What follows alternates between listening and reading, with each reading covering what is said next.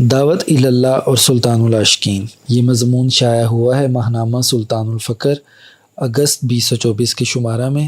تحریر کیا ہے مسز نورین صاحبہ نے۔ دعوت کا معنی پکارنا اور بلانا کے ہیں۔ لسان العرب میں ہے۔ دعوت عربی زبان کا لفظ ہے جو دعویٰ سے مشتق ہے۔ اس کے لغوی معنی پکارنا اور بلانا کے ہیں، لہٰذا دعوت اللہ کا مطلب ہے اللہ کی طرف بلانا۔ دعوت ایک ایسا عمل ہے کہ اللہ پاک نے اس کی نسبت اپنی طرف کرتے ہوئے فرمایا ہے۔ سورۃ قصص کی آیت نمبر 87 ہے، وَادْعُ إِلَىٰ رَبِّكَ، جس کا مفہوم یہ ہے اور تم اپنے رب کی طرف بلاتے رہو، یعنی اللہ تعالیٰ کی توحید اور اس کے دین کی دعوت پورے زور و شور سے دیتے رہو، جس میں کوئی کمی یا کوتاہی نہ ہو، جیسا کہ سورہ یوسف کی آیت نمبر 108 میں ارشاد باری تعالیٰ ہے، قُلْ هَٰذِهِ سَبِیلِی أَدْعُو إِلَى اللَّهِ عَلَىٰ بَصِیرَةٍ أَنَا وَمَنِ اتَّبَعَنِی وَسُبْحَانَ اللَّہِ وَمَا أَنَا مِنَ الْمُشْرِکِینَ۔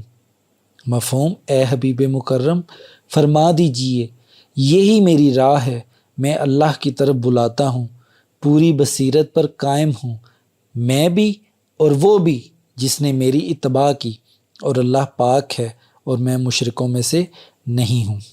دعوت اللہ کا تصور توحید خالص کا تصور ہے، یہ ایک خدا کی عبادت اور اطاعت کا تصور ہے۔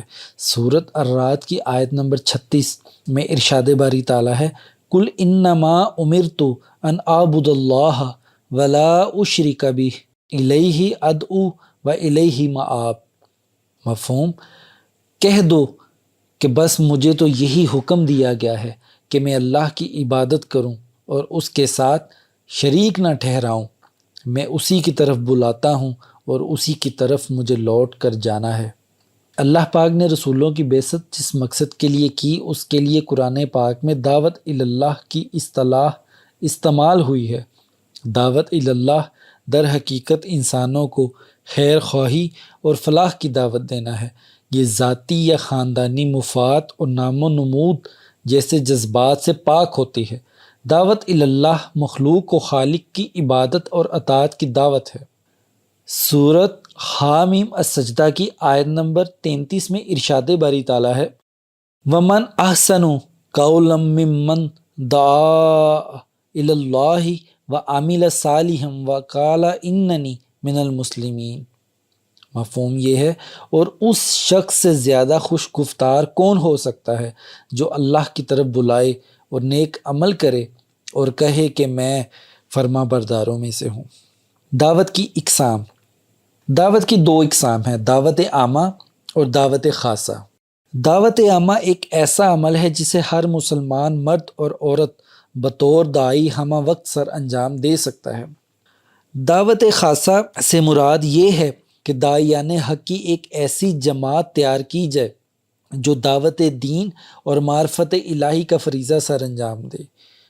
سورۃ آل عمران کی آیت نمبر 104 میں ارشاد باری تعالیٰ ہے، وَلْتَکُم مِّنکُم أُمَّةٌ يَدْعُونَ إِلَى الْخَیْرِ وَیَأْمُرُونَ بِالْمَعْرُوفِ وَینْہَوْنَ عَنِ الْمُنکَرِ وَأُولَٰئِکَ هُمُ الْمُفْلِحُونَ۔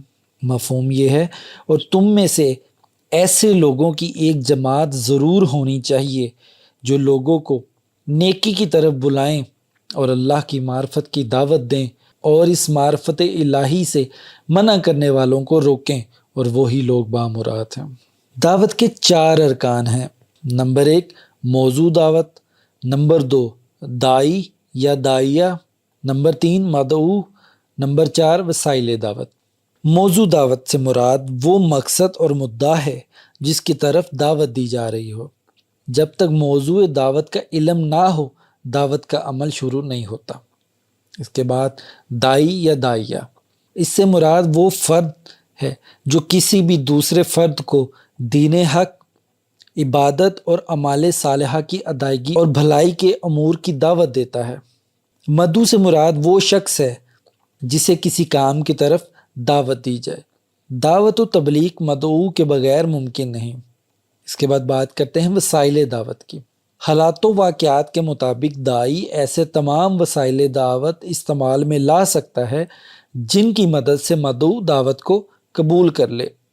دعوت اللہ ایک اہم دینی ذمہ داری کے ساتھ نہایت صالح قول و عمل اور تقرب الہی کا بہترین ذریعہ ہے۔ یہی انبیاء و رسل کا مقصد بعثت اور فریضہ منصبی رہا ہے۔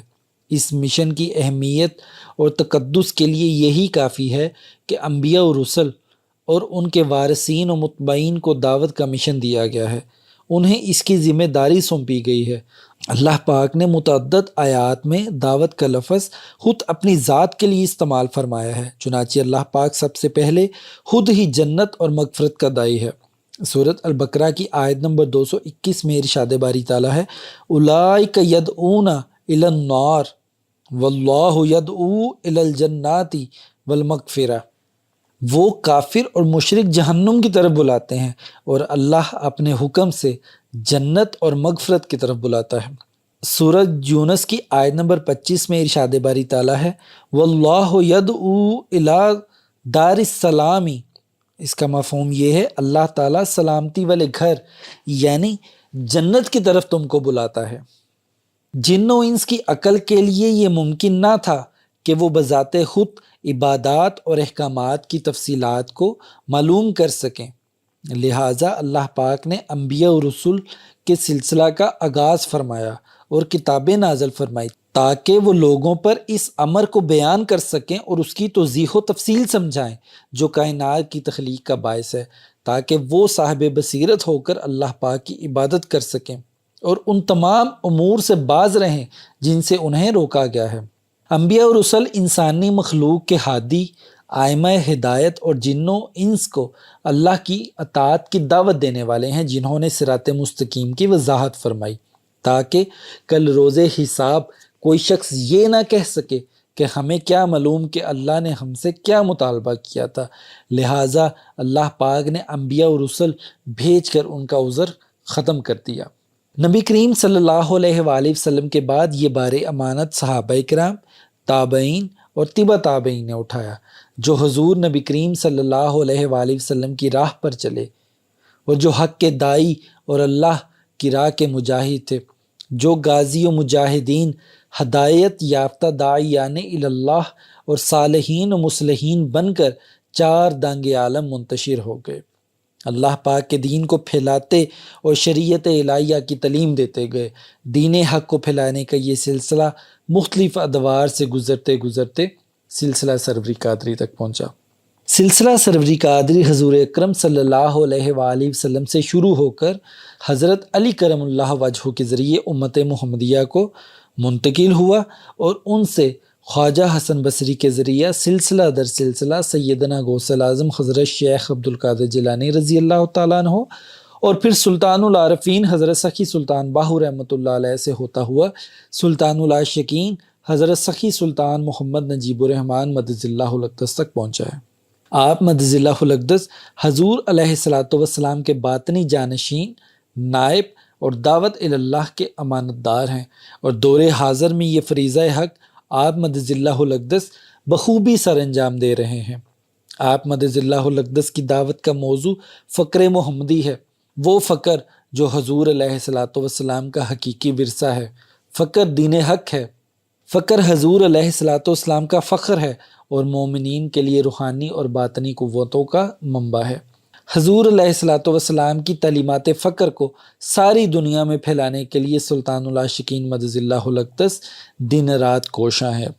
اب بات کریں گے اسلوب دعوت کی۔ مؤثر دعوت و تبلیغ میں تین اسلوب بڑا فعال کردار ادا کرتے ہیں۔ سورۃ النحل کی آیت نمبر 125 میں ارشاد باری تعالیٰ ہے ادعو الی سبیل ربک بالحکمۃ والموعظۃ الحسنۃ وجادلہم باللتی ہی احسن۔ اس کا مفہوم یہ ہے، اے رسول معظم، آپ اپنے رب کی طرف حکمت اور عمدہ نصیحت کے ساتھ بلائیے اور ان سے بحث بھی ایسے انداز سے کیجیے جو نہایت حسین ہو۔ اس آیت مبارکہ میں دعوت کے تین اسلوب بیان کیے گئے ہیں، یعنی حکمت، موعظت حسنہ اور جدال احسن۔ حکمت کیا ہے؟ حکمت و بصیرت دعوت و تبلیغ کا پہلا تقاضا ہے۔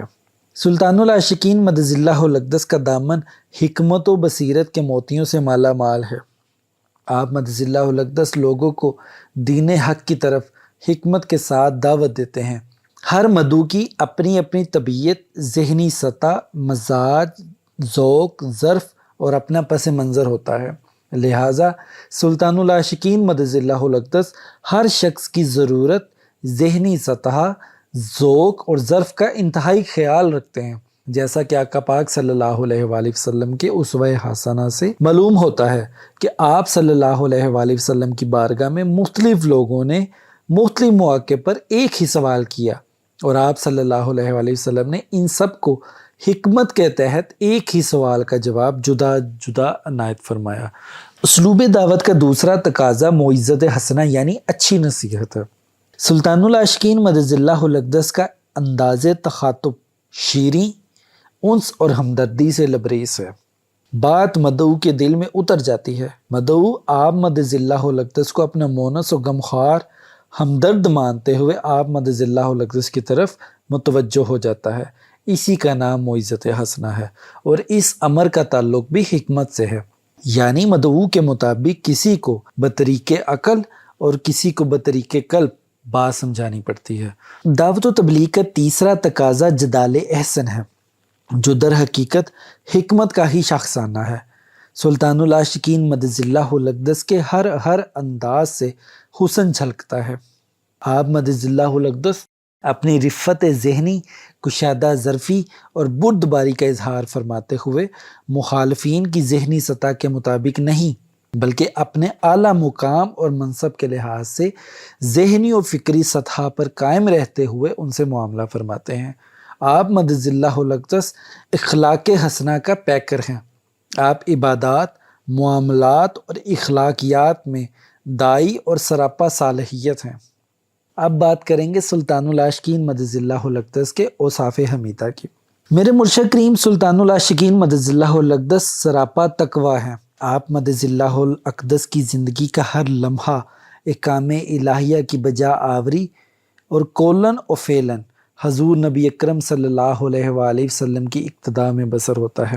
آپ مدظ اللہ الاقدس کا شمار صاحبان احسان میں ہوتا ہے، جیسا کہ سورۃ نحل کی آیت نمبر 128 میں ارشاد باری تعالیٰ ہے، ان اللہ مع الذین اتقوا والذین هم محسنون، بے شک اللہ ان لوگوں کو اپنی خاص معیت سے نوازتا ہے جو صاحبان تقویٰ ہیں، اور وہ لوگ جو صاحبان احسان بھی ہیں۔ آپ مدظ اللہ الاقدس کا طرز عمل اور طرز دعوت نصیحت، خلوص اور اخلاص پر مبنی ہے۔ آپ ہمیشہ لوگوں کے ساتھ بھلائی اور اچھائی کے ساتھ پیش آتے ہیں۔ سلطان العاشقین مدظ اللہ الاقدس کی طبیعت میں محبت، شفقت، نرمی، عدل اور اعتدال ہیں، یعنی آپ سراپا تقویٰ اور محسن ہیں۔ سلطان العاشقین مدظ اللہ الاقدس کی شخصی وجاہت ظاہری و باطنی صفات، نظریات، اخلاقی اقدار، افعال، احساسات اور جذبات سے منسوب ہے۔ ظاہری حسن و جمال کسی کی بھی توجہ مبذول کر سکتا ہے، لیکن کردار دائمی حسن ہے جو زندہ و جاوید بناتا ہے، لہٰذا جو دعوت حق آپ مدظ اللہ الاقدس دوسروں کو دے رہے ہیں اس کا عکس سلطان العاشقین مدظ اللہ الاقدس کے کردار میں واضح نظر آتا ہے۔ اس کے علاوہ راست گوئی اور صداقت دائی کے لیے لازمی صفات ہیں جو کہ سلطان العاشقین مدظ اللہ الاقدس کی سیرت و کردار میں واضح نظر آتی ہیں۔ آپ مدظ اللہ الاقدس ہمیشہ سچ بولنے، جھوٹ سے پرہیز اور نیکی کی راہ اختیار کرنے کا درس دیتے ہیں۔ صبر و استقامت دین کی دعوت و تبلیغ کے سلسلے میں پیش آنے والے مصائب و آلام، تنگی و ترشی اور ناسازگار حالات کا جواں مردی سے مقابلہ کرتے ہوئے سلطان العاشقین مدظ اللہ الاقدس نے اپنی توجہ ہمیشہ دین حق کو پھیلانے کی طرف مبذول رکھی۔ آپ مدظ اللہ الاقدس نے ہمیشہ اللہ تعالیٰ کے اس فرمان کو پیش نظر رکھا جو کہ سورۃ نحل کی آیت نمبر 127 میں اللہ تعالیٰ نے فرمایا، وَاصْبِرْ وَمَا صَبْرُكَ إِلَّا بِاللَّهِ وَلَا تَحْزَنْ عَلَيْهِمْ وَلَا تَكُ فِي ضَيْقٍ مِّمَّا يَمْكُرُونَ۔ مفہوم یہ ہے، اور اے حبیب مکرم صبر کیجئے، اور آپ کا صبر کرنا اللہ ہی کے ساتھ ہے، اور آپ ان کی سرکشی پر رنجیدہ خاطر نہ ہوا کریں، اور آپ ان کی فریب کاریوں سے اپنے کشادہ سینہ میں تنگی بھی محسوس نہ کیا کریں۔ سلطان العاشقین مدظ اللہ الاقدس مکمل طور پر استقامت کے ساتھ صبر کا مظاہرہ کرتے ہوئے ولا تحزن علیہم کی عملی تفسیر بنتے ہوئے اپنے مخالفین کی چالوں، سازشوں اور دھوکہ دہی پر مایوس اور غمزدہ نہ ہوئے، بلکہ ان تمام مشکلات پر وسیع النظر، وسیع القلب اور وسیع العزم ہیں، اور صبر و استقامت کے ساتھ دین کو پھیلانے میں دن رات مصروف عمل ہیں۔ ضرورت دین کی خاطر آپ مدظ اللہ الاقدس نے جان تک قربان کرنے سے دریغ نہیں کیا، کیونکہ جب تک ایک دائی کے اندر اپنے دین کے لیے عصبیت اور حمیت نہ پائی جائے وہ کامیاب دائی نہیں بن سکتا۔ آپ مدظ اللہ الاقدس مضبوط قوت ارادی کے مالک ہونے کے ساتھ ساتھ تواضع اور انکساری کی صفت سے بھی مزین ہیں۔ آپ مدظ اللہ الاقدس کی تعلیم اللہ بس ما سوا اللہ بس، آپ کی تلقین ففروا الی اللہ، آپ مدظ اللہ الاقدس کا عمل صرف اللہ کے لیے، آپ کا وصف تقوی اور آپ کا باطن آئینہ حق ہے۔ امر حق کی تعلیم دینے اور امر باطل سے روکنے والا دائی ہر حال میں کامیاب اور کامران ہوتا ہے، جیسا کہ سورۃ آل عمران کی آیت نمبر 104 میں ارشاد باری تعالیٰ ہے وَلْتَكُن مِّنْكُمْ أُمَّةٌ يَدْعُونَ إِلَى الْخَيْرِ وَيَأْمُرُونَ بِالْمَعْرُوفِ وَيَنْهَوْنَ عَنِ الْمُنكَرِ وَأُولَٰئِكَ هُمُ الْمُفْلِحُونَ۔ اس کا مفہوم یہ ہے، اور تم میں سے ایسے لوگوں کی ایک جماعت ضرور ہونی چاہیے جو لوگوں کو نیکی کی طرف بلائیں اور اللہ کی معرفت کی دعوت دیں، اور اس معرفت الہی سے منع کرنے والوں کو روکیں، اور وہی لوگ بامراد ہیں۔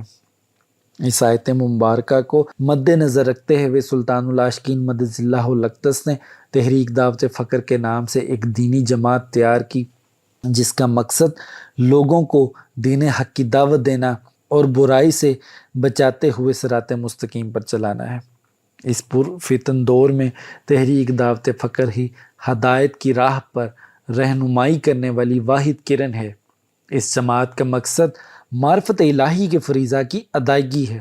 یہ جماعت ایک باقاعدہ اور مربوط نظام کے تحت کمال حکمت اور تدبر کے ساتھ امر بالمعروف اور نہی عن المنکر کا فریضہ سر انجام دے رہی ہے، تاکہ دعوت و تبلیغ کا کام پوری دنیا میں پھیلے اور اسلام کی روح سے آشنائی ہو۔ حضور نبی کریم صلی اللہ علیہ وآلہ وسلم کی حیات مبارکہ میں ہی مساجد کی تعمیر کا سلسلہ شروع ہو گیا تھا، اور آپ صلی اللہ علیہ وآلہ وسلم نے مساجد میں بھی دعوت و تبلیغ کا طریقہ جاری فرمایا۔ آپ مدظ اللہ الاقدس نے بھی آقا پاک صلی اللہ علیہ وآلہ وسلم کی تعلیمات پر عمل کرتے ہوئے دین اسلام کی اشاعت اور ترویج کے لیے فقر کا مرکز مسجد زہرا قائم فرمائی ہے، تاکہ دعوت و تبلیغ کا فریضہ کچھ اسلوبی سے ادا کیا جا سکے۔ حضور نبی کریم صلی اللہ علیہ وآلہ وسلم نے بھی اشاعت اسلام کے لیے مذہبی اجتماعات کو دعوت کا ذریعہ بنایا، تاکہ ایک ہی وقت میں بہت سے لوگوں تک اپنا پیغام پہنچایا جا سکے۔ سلطان العاشقین مدظ اللہ الاقدس نے دین حق کو پھیلانے کے لیے خانقاہ سلطان العاشقین تعمیر فرمائی، جہاں ہر اتوار بزم سلطان العاشقین کا انعقاد کیا جاتا ہے، اور مختلف روحانی محافل شرعی اصولوں کے عین مطابق منعقد کی جاتی ہیں۔ ان محافل کا مقصد لوگوں کو فقر، راہ فقر اور تعلیمات فقر کے بارے میں قرآن و حدیث، اہل بیت اور اصحاب کبار رضی اللہ عنہم اور فقراء کاملین کی تعلیمات کی روشنی میں آگاہ کرنا ہے۔ ان روحانی محافل میں طالبان مولا صحبت مرشد اور نگاہ مرشد سے فیض یاب ہوتے ہیں۔ سلطان العاشقین مدظ اللہ الاقدس عوام الناس کو ظلمت کفر سے نکال کر نور ہدایت کی طرف لاتے ہیں، جاہل کو جہالت کے اندھیروں سے نکال کر نور علم سے روشناس کراتے ہیں، گناہوں سے لت پت لوگوں کو گناہ کے اندھیروں سے نکال کر نور اطاعت و اتباع کا عادی بناتے ہیں۔ یہی دعوت کا مطلوب اور مقصود ہے۔ آپ مدظ اللہ الاقدس لوگوں کو ظلمات اور تاریکیوں سے نکال کر نور اور روشنی کی طرف لے کر آتے ہیں، اور حق کی طرف رہنمائی فرماتے ہیں، تاکہ وہ اسے اختیار کر کے عذاب جہنم اور غضب الہی سے بچ سکیں، جیسا کہ سورۃ البقرہ کی آیت نمبر 257 میں ارشاد باری تعالیٰ ہے اللہ ولی الذین آمنوا یخرجہم من الظلمات الی النور۔ مفہوم یہ ہے، اللہ تعالیٰ ایمان والوں کا کارساز ہے، وہ انہیں تاریکیوں سے نکال کر نور کی طرف لے جاتا ہے۔ انبیاء و رسل کو اس لیے مبعوث فرمایا گیا تاکہ وہ لوگوں کو کفر اور جہالت کی ظلمات سے نکال کر ایمان کے نور میں لے آئیں۔ آپ مدظ اللہ الاقدس بھی اسی طرح دعوت و تبلیغ کرتے ہیں اور اس نیک کام میں بڑی جاں فشانی کا مظاہرہ فرماتے ہیں تاکہ وہ لوگوں کو جہالت اور لا علمی کی گنگور گھٹاؤں سے نکال کر نور و ضیاء میں لا کھڑا کریں، انہیں شیطان کی اطاعت اور نارے جہنم سے بچائیں، نفسانی حرص و ہوا کی پرستش سے نکال کر اللہ اور اس کے رسول صلی اللہ علیہ وآلہ وسلم کی اطاعت اور عبادت کا پابند بنا دیں۔ اللہ پاک سے دعا ہے کہ وہ ہمارے قلوب اور اعمال کی اصلاح فرمائے اور ہم سب کو اپنے دین کی صحیح سمجھ اور اس پر ثابت قدمی عطا فرمائے۔ آمین۔